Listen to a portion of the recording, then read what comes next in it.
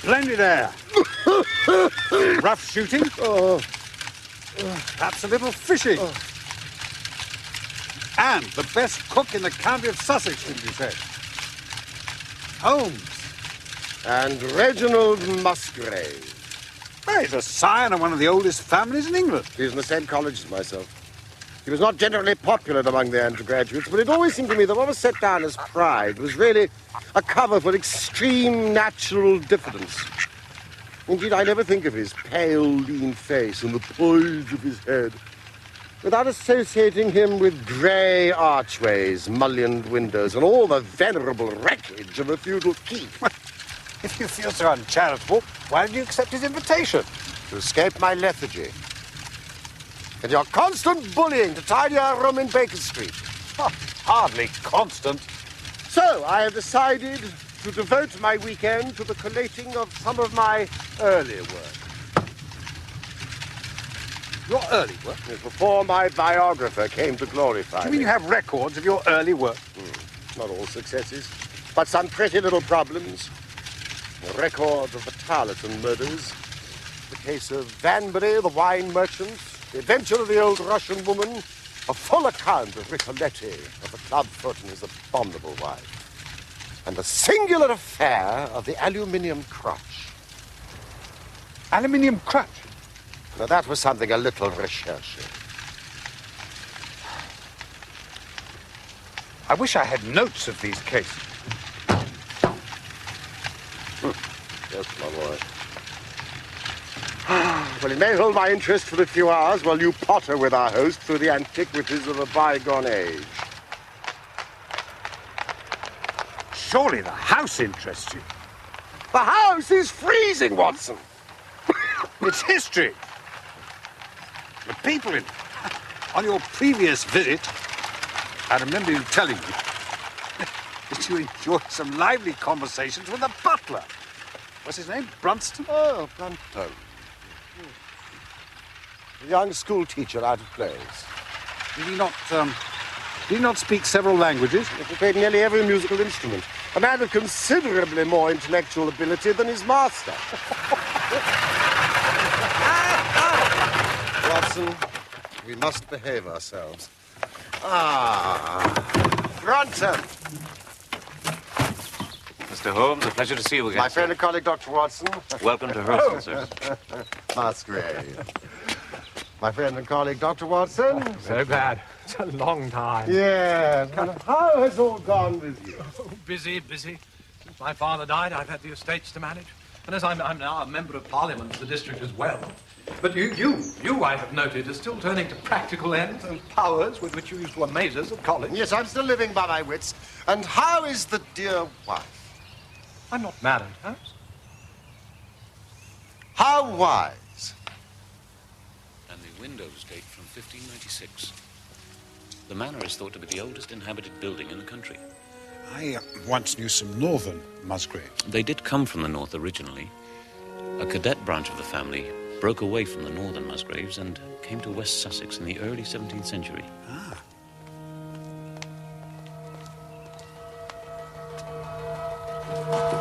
Holmes.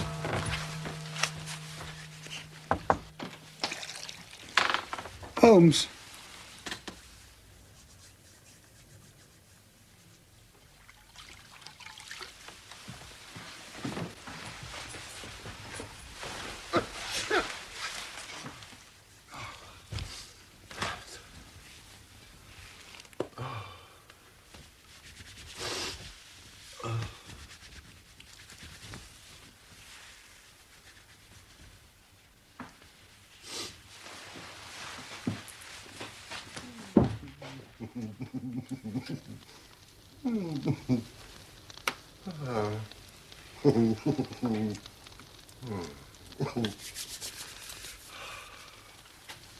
More brandy, sir? No, Brunton. Well,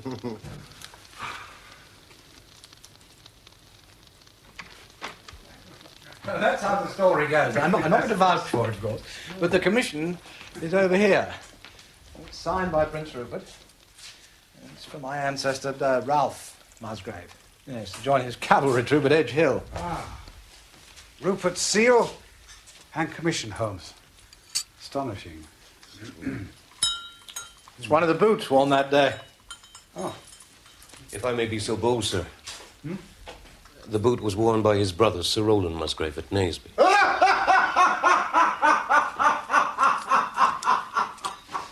Yeah, was it indeed? As my butler was once a schoolmaster, I must bow to his scholarship over mine in matters of my own family's history. Yeah, no, never mind. You may leave us now. You know, Brunton, where is Rachel tonight? She has a slight distemper, sir. I told her to go to her room.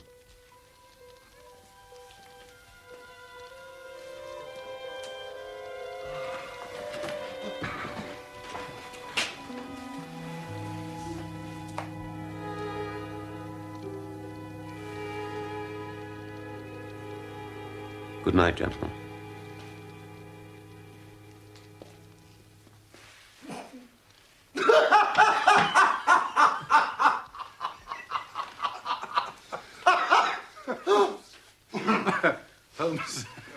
Holmes has told me of Brunton's extraordinary gift. I remember to my last visit, he spent several hours explaining to me in French the origins of the piccolo. It is wonderful that he should have been satisfied for so long with such a position. But I suppose he's been comfortable and lacked the energy to make a change. Oh, yes, indeed. The butler of Hurlston. It's always a thing that is remembered by all who visit us. Oh, dear Musgrave. However, this paragon does have one fault. Bit of a Don Juan. Well, it's not a difficult part to play in a quiet country district. When he was married, he was all right, but since he's become a widower, we've had no end of trouble with him. I mean, a few months ago, we were in hopes he was about to settle down again. He became engaged to Rachel Howells, my second housemaid, but he's thrown her over. Taken up with Janet Tregallis, my gamekeeper's daughter. Now, Rachel's a very good girl, but she is of an excitable Welsh temperament. Now she wanders around like a black-eyed shadow, thoroughly unsettling the household. Rachel?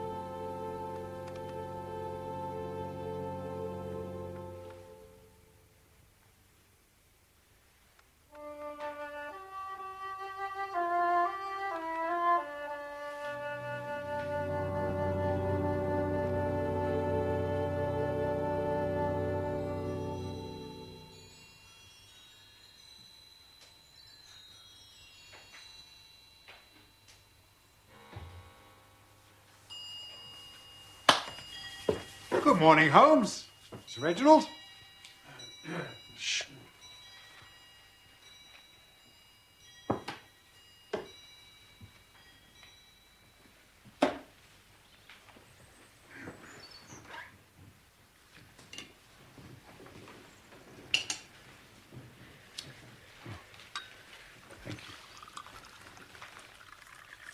Where's Brunton this morning? It's all right. It's all right. It's nothing. Oh, no. Nothing. It's all right. It's all right. The girl is fainting, Watson.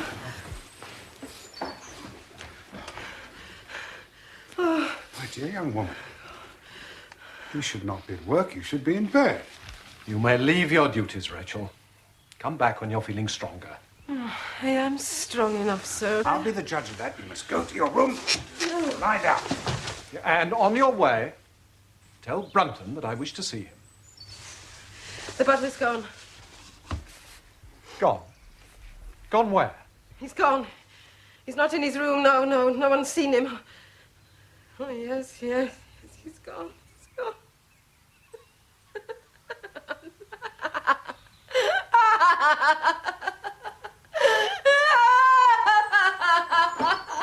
It's all right. It's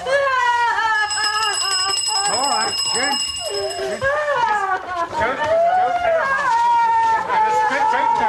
her harm. Straight to her room.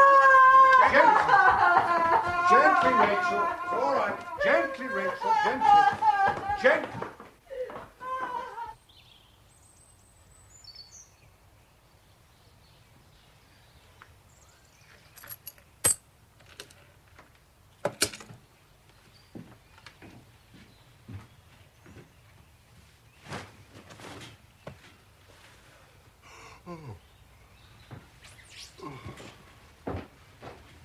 But the bed's not been slept in. Have you searched the house?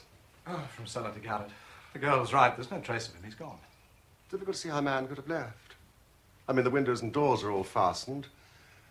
And what man goes away in the middle of the night and leaves all his possessions behind? And money, watch.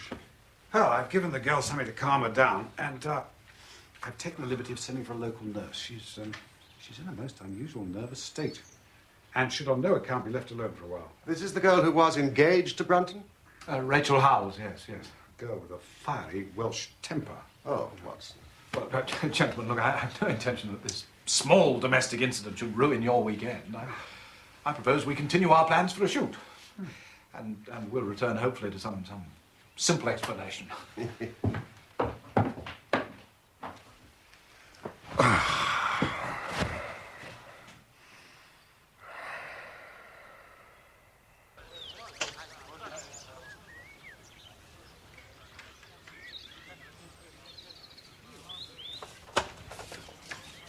Come up.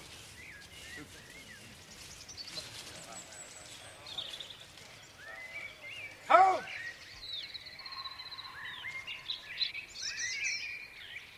Well done, Watson.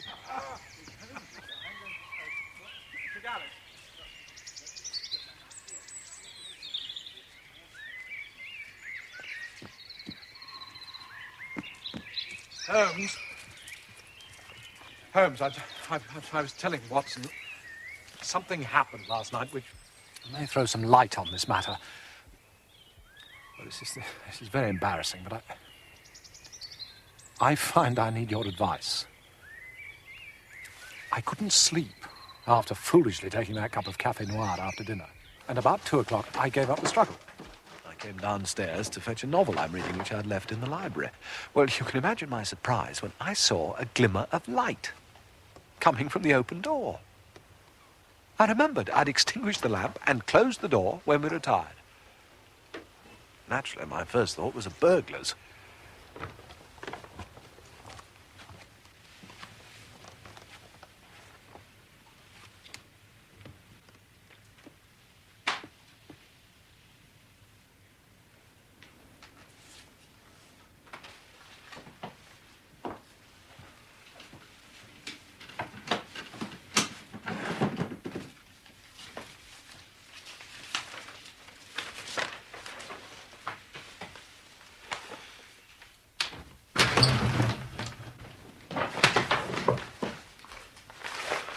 So, this is how you repay my trust. Prying into my family documents. You will leave my service tomorrow.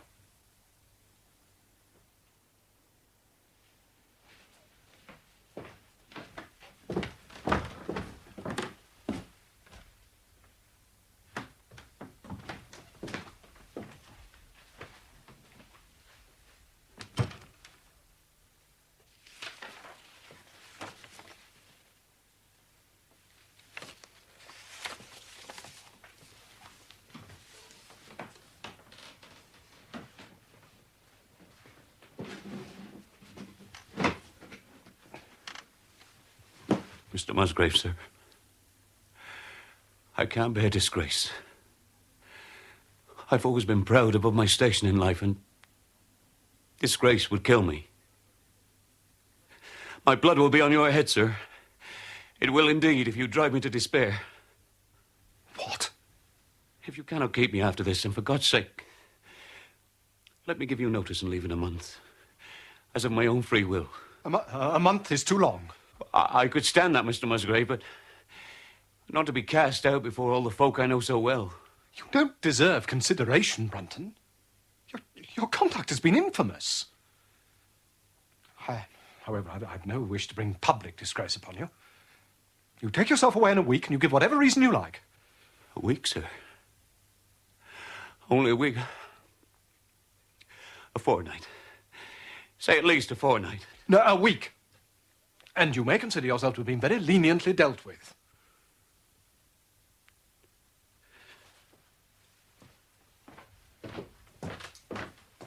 But what is strange is that he seemed most anxious to stay. Well, it's quite plain to me what happened. He went back to his room, thought it over, decided to stage his disappearance there and then, cleverly. Possibly with the help of his new woman friend. Janet? Oh, no, she lives with her father on the other side of the lake. And besides, I doubt if she'd had the wit to help him. This piece of paper, which Brunton thought worth his while to consult, even at the risk of losing his job. Well, it's nothing. It's nothing of any importance at all. Nevertheless.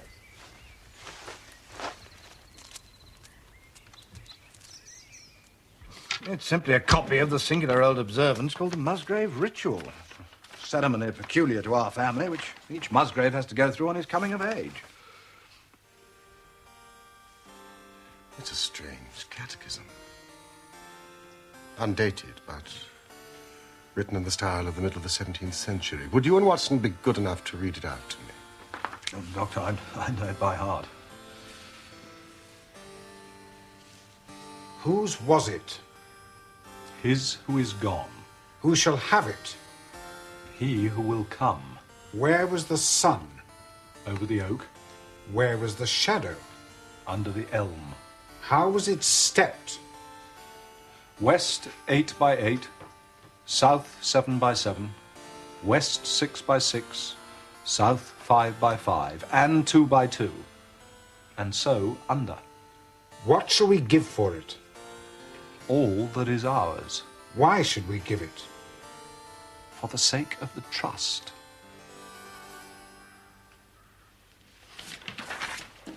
It's a treasure hunt. Oh, no.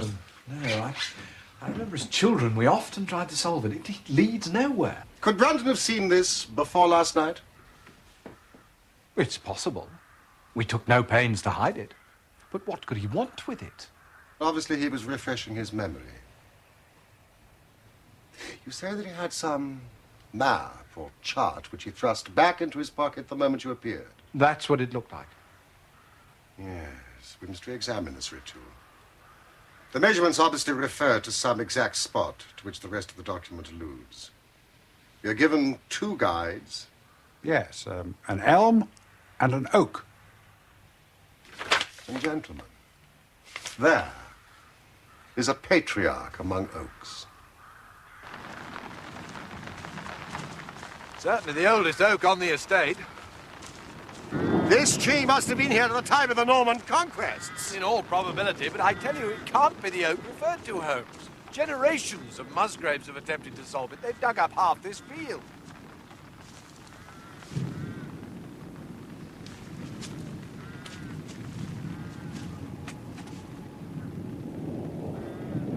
You were right, Musgrave. This is not the oak referred to in the ritual.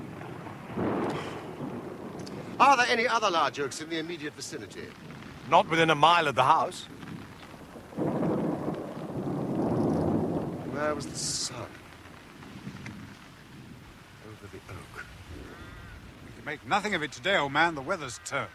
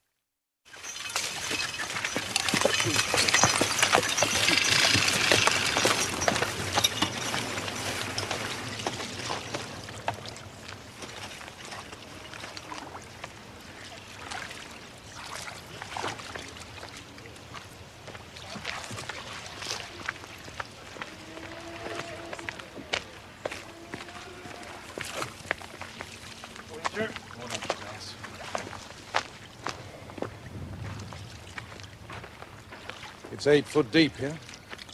Poor demented girl. Oh, we must live in hope, old man. There's been no body found yet. Nothing so far, sir. We just about covered all of it. Advance, Dudley!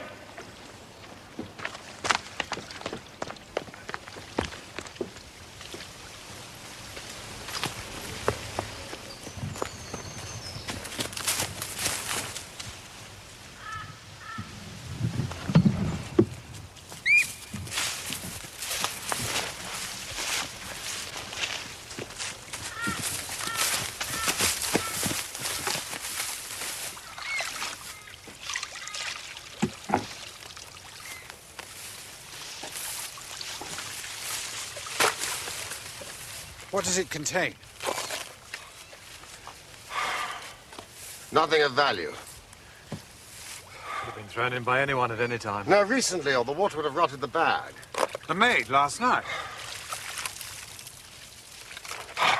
Well, it would explain her journey to the mere, but then... where did she go?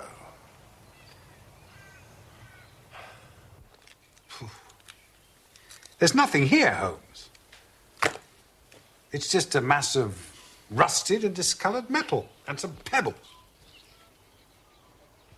And where is Brunton? Or Rachel? Why should anybody bother to throw this into the lake?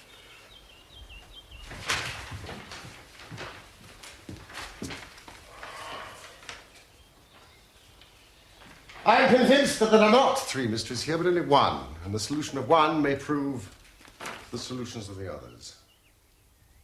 Evidently, Brunton saw something in this which escaped your forebears, Musgrave, from which he expected some personal advantage. If I can read it aright, I hold in my hand the clue to the truth concerning both the butler Brunton and the maid Howells. Where was the sun over the oak? Where was the shadow under the elm?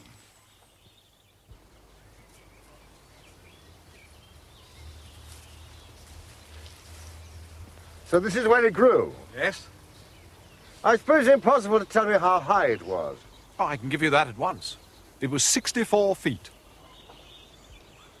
It's my old tutor. He used to give me lessons in trigonometry. When I was a lad, I used to know the height of every tree and building on this estate. I am grateful to your tutor.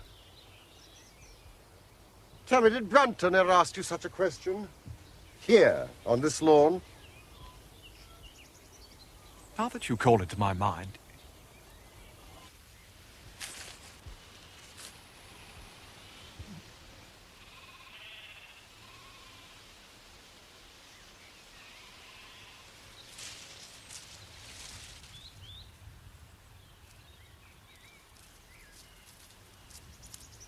Brunton? What are you doing here? Enjoying the evening, sir. This is my private lawn. You'll pardon me for asking, sir. The elm that once stood here, that was struck by lightning. You wouldn't remember the height of it, would you, sir? Well, why should you want to know that? Well, I'm arguing with Mr. Tregallis about it. I say it was 50 feet, he puts it higher. We've a small wager on it. Oh, well, you've lost your wager, Brunton. It was 64 feet. Ah, was it? I shall just have to be a good sport and pay up then. Thank you, sir.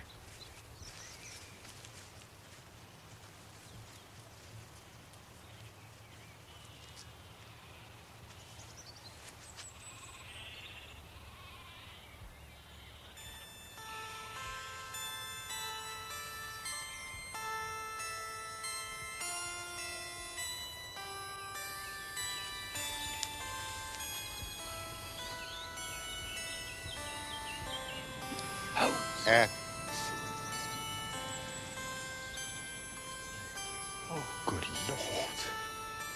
Now we must find where the shadow of the elm would have fallen when the sun is just cleared of that oak. But that'll be difficult, Holmes, since the elm's no longer there. Well, now, come, Watson. If Brunton can do it, then so can we. The answer lies in trigonometry. Musgrave, I need all the fishing rods that you have in the hole.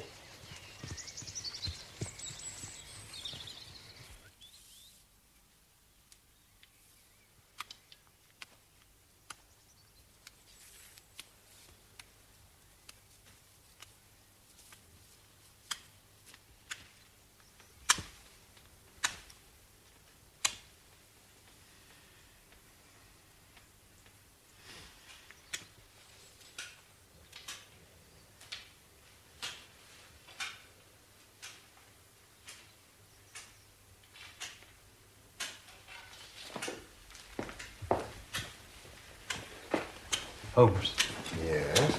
I don't quite follow this. Ah, splendid. Musgrave. Every rod in the house. Thank you.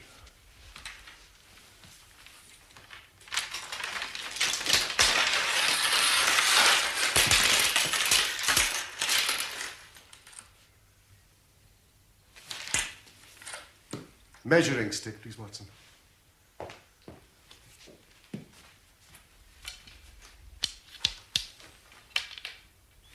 Would you hold that for me, Musgrave, please? And that. Now, will you take the last yard of the string and tie it to the base of the fishing rod, Watson? Yes. And when you've done that, would you bring the ritual and join me on the lawn?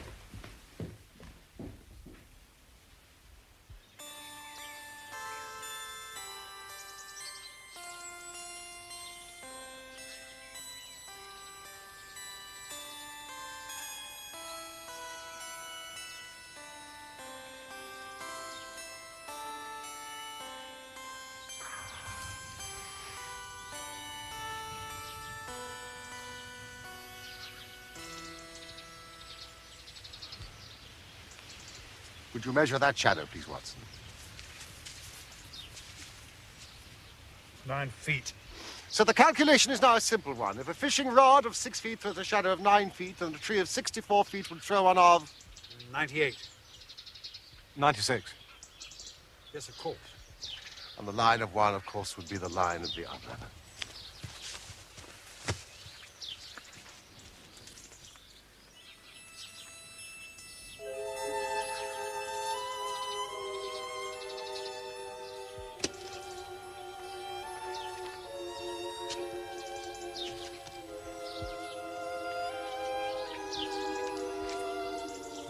Watson, look! 2 inches from mine. Mark made by Brunton.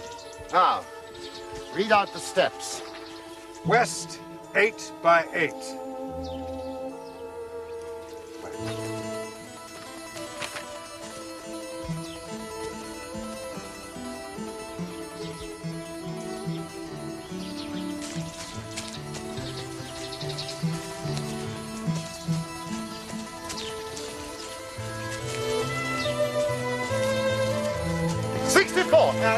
South.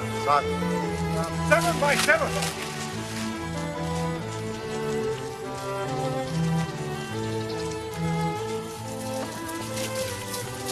$49. West 6 by 6.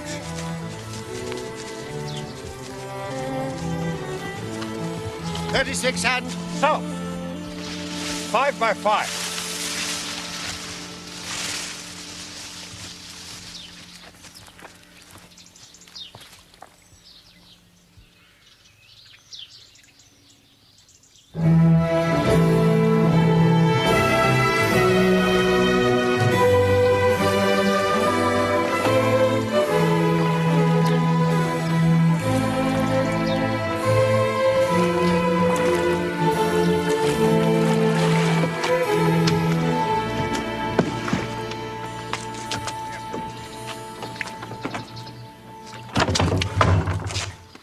And? 2 by 2.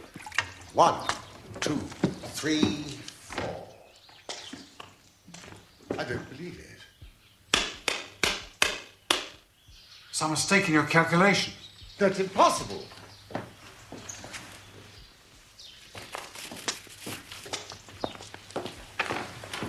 Brunton hasn't been here. 2 by 2 and so under. These stones haven't been moved in many a long year. And under. Holmes, you've forgotten the and under. Is there a cellar under here? As old as the house.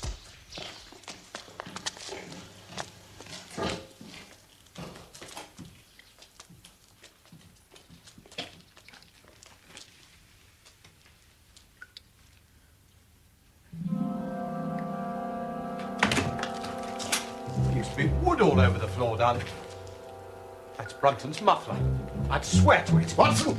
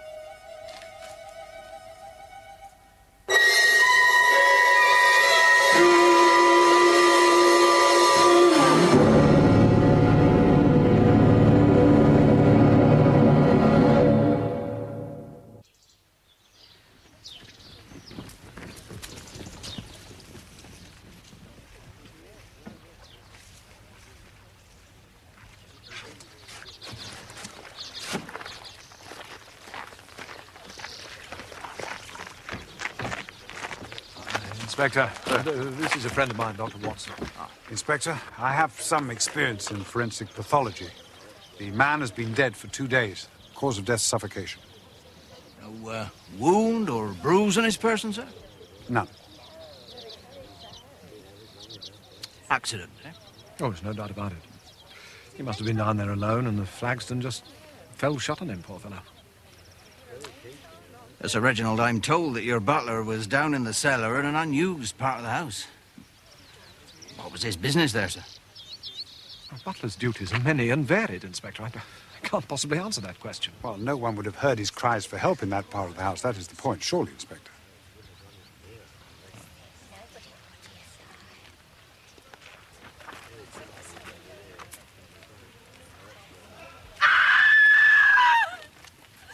Alice. Rachel! She done it! She killed him! That's why she ran away! Tregallis! Rachel? It's nothing. The servants are naturally upset. Well, who is this Rachel? One of my housemaids. She was engaged to Brunton. Do please cover him up. When he disappeared, she became ill and left. Well, I shall want to see her. I shall want to see that young woman also. Sergeant? All right, take this. Doctor, please.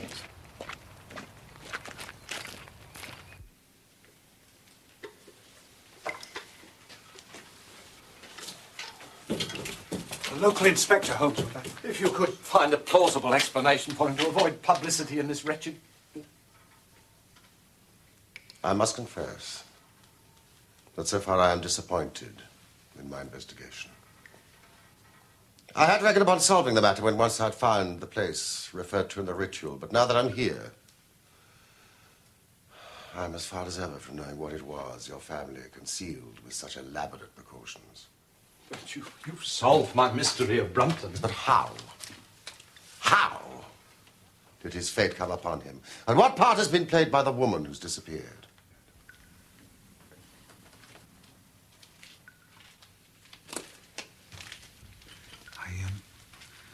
I should explain Holmes' methods in such cases. He puts himself in the man's place, having first gauged his intelligence. Then he tries to imagine how he himself would have proceeded in similar circumstances. In this case, Brunton's intelligence is first rate. So you see, it is unnecessary to make allowance for the personal equation. As the astronomers have dubbed it.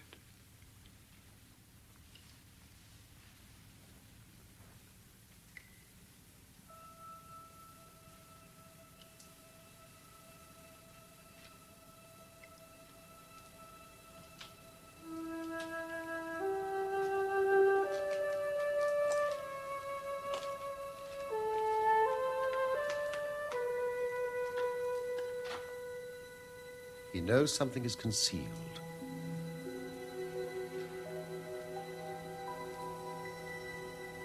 He has spotted the place.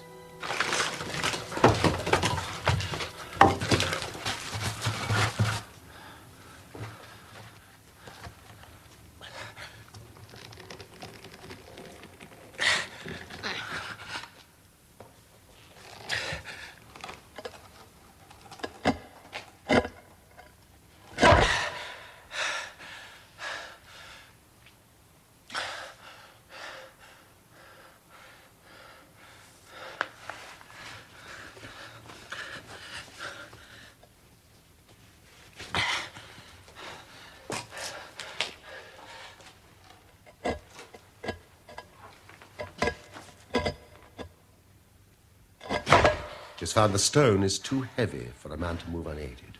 So, what does he do? Help from outside. No one to trust.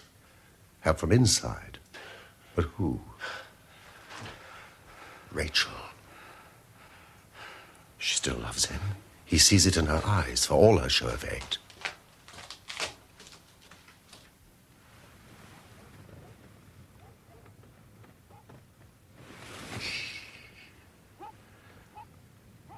I'm here to say I'm sorry, my love.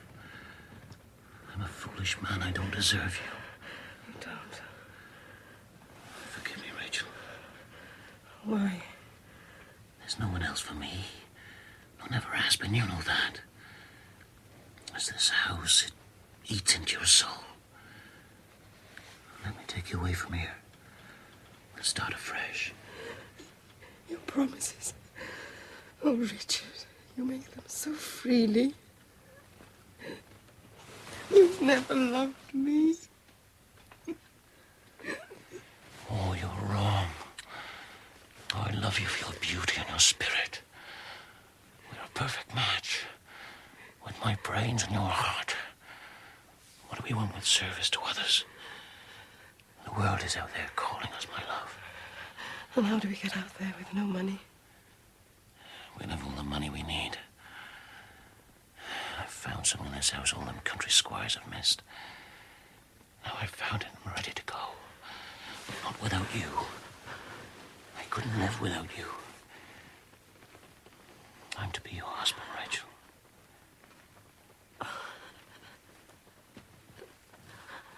What money? What have you found? Come with me. Put on your gown, I'll show you.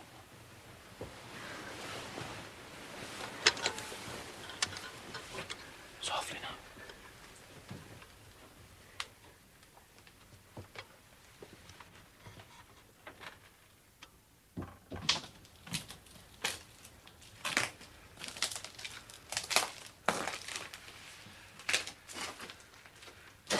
There it is.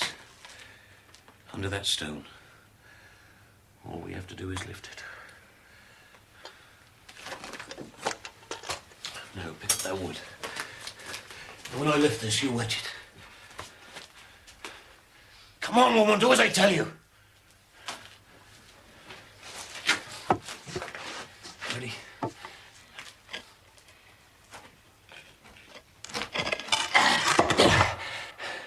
And another one.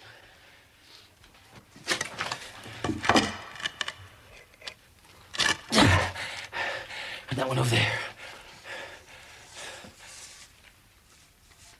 There is a slight indentation on this log. And on this. Caused by the weight of the stone. Heavy work for a woman.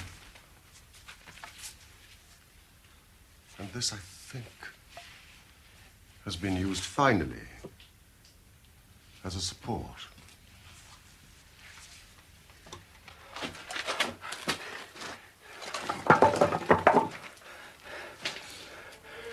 There's our treasure. That box has lain there for 2 centuries or more. You're going to steal it? How can you steal what nobody knows exists? Well, how did you know then? Brains, my girl. History and mathematics. Here, hold the light for me.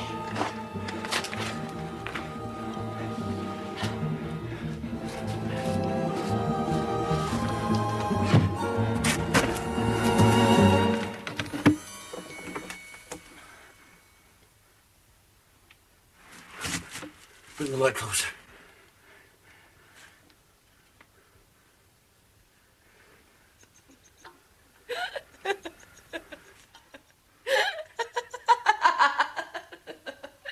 Make our fortune. Oh, yes, that's a fine promise. Quiet. There must be some value in it. Clever are you? Oh, pride more like. Oh, better than your masters. Quiet, woman. I know your cleverness.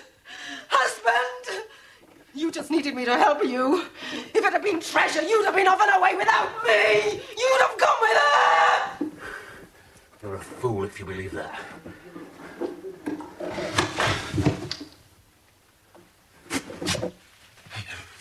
Amos. Help me out of here. Rachel. Rachel! My love, get help. I can't breathe. Get Mr. Holmes. Quickly. Please, my love. Rachel! Oh, God. Help me! Rachel! Rachel! Help! Rachel!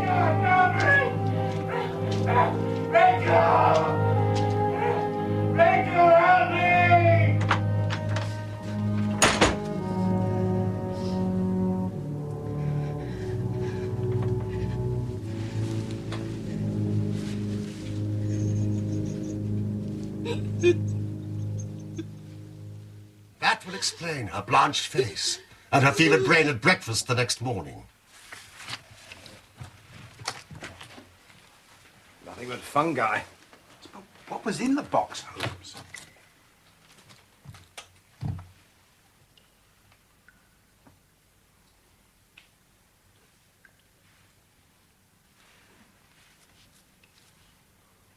It's Charles I.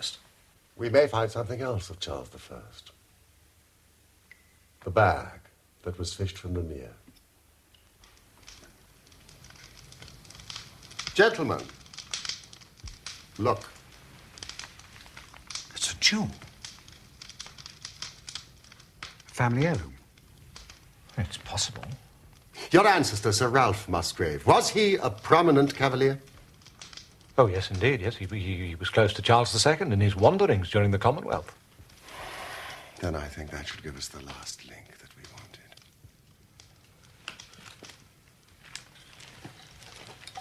Gentlemen, you must bear in mind, when the royal party were driven into exile, they probably left many of their most precious possessions buried behind them, with the intention of returning for them in more peaceful times. Gold, Musgrave. Watson, I believe you have in your hand a relic which is not only of great intrinsic value, but also of great importance as a historical curiosity. What is it? Nothing less than a fragment of the ancient crown of the kings of England. The crown? Oh, no, Holmes, it's too fanciful.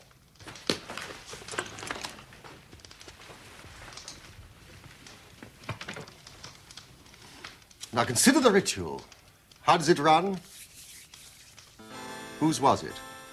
His who is gone. That was the execution of Charles. And then, who shall have it? He who will come. That was Charles II, whose advent was already foreseen. There can, I think, be no doubt, gentlemen, that this battered and shapeless diadem once encircled the brows of the Royalstons. But how came it to my family? When Charles I was executed, the crown was seized, broken into pieces, and sold for 1,000 guineas.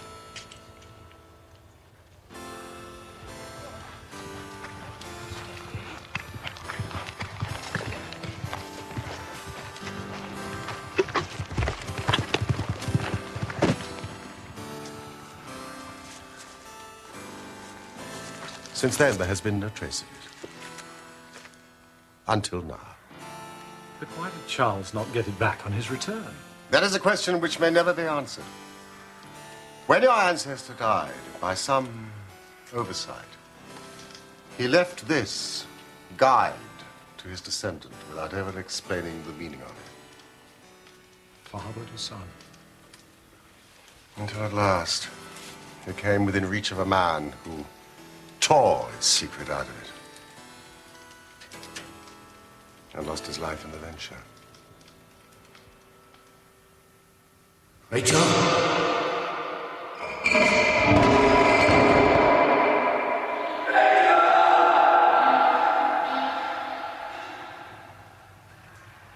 Was it chance the wood slipped? Was she only guilty of silence? She had a passionate Celtic soul. The man had wronged her. She had him in her power. Might it not have been vengeance that sent the stone crashing? Her hand that dashed it away. And what has become of her? Very probably she's far away from Holston now and carries her secret with her